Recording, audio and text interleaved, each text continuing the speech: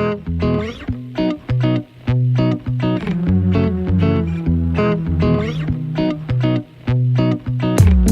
and welcome back to Board Games Maelstrom. Today, I am debuting a brand new segment for you. It's a combination of my two favorite hobbies in all the world, and that is 3D printing and board gaming.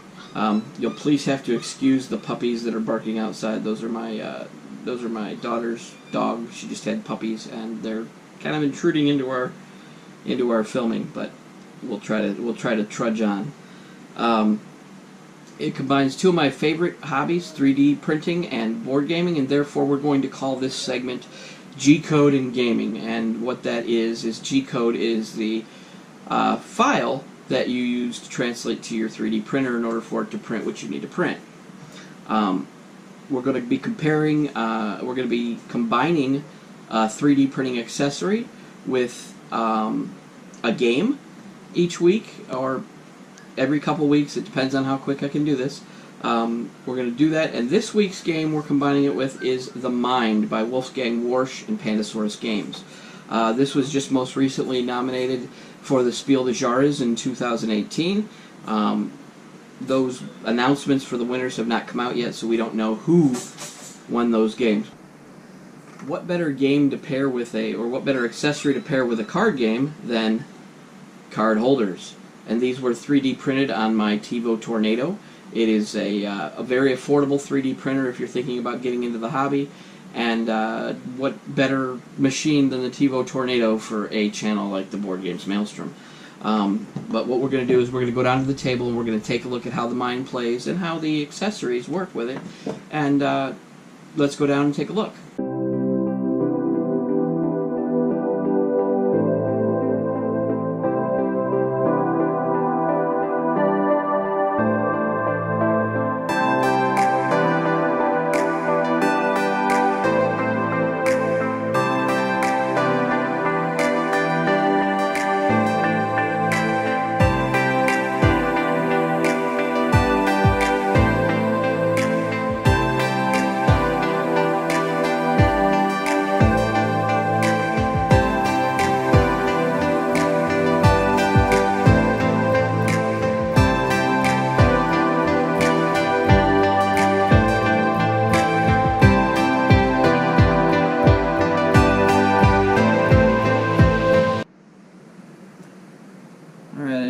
If I mentioned it when we were up top of the table, but if you wish to print your own 3D printed card holders, these ones were designed by Nexnox, N-E-X-N-O-X, and that's on Thingiverse.com. You can find these.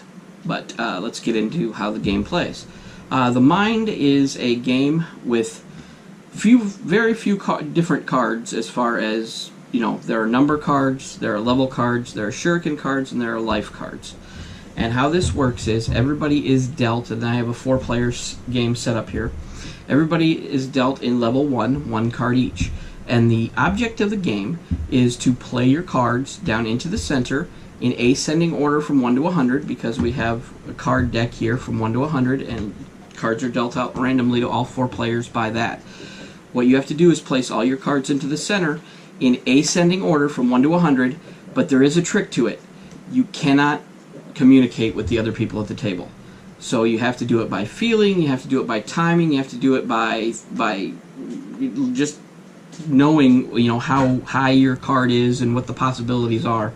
For example, in this 4-player game simulation, I know you guys can't see all the cards, but the card in front of you is 31.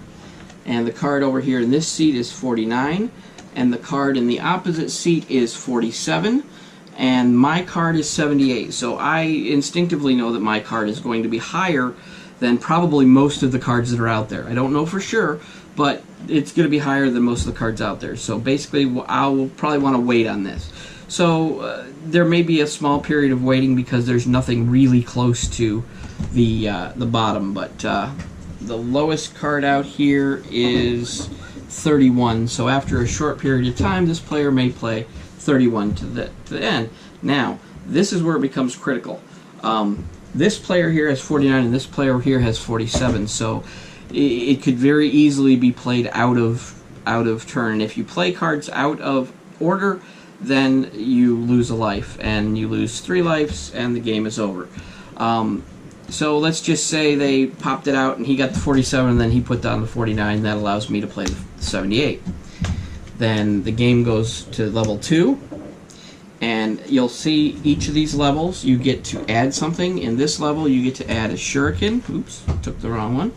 You get to add a shuriken, and what shurikens do is if everybody at the table agrees, you can show your lowest card, and everybody will show their lowest card. It'll kind of help you get back on track, and it'll help you get focused on the game, and it'll help you get focused on the game so that you're back in sync with the other players, and you will come into a certain sync with the other players as you play this.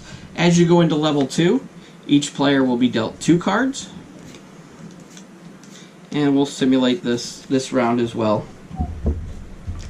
And this player's cards will go here, and you can see how well these card holders work.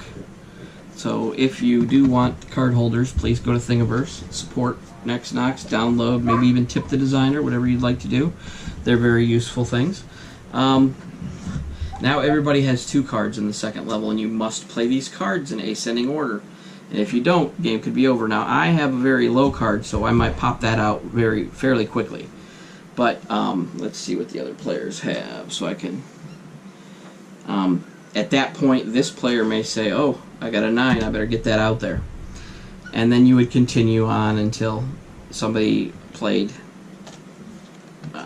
different cards. Like this player over here has 34 and 92. I have 97 left.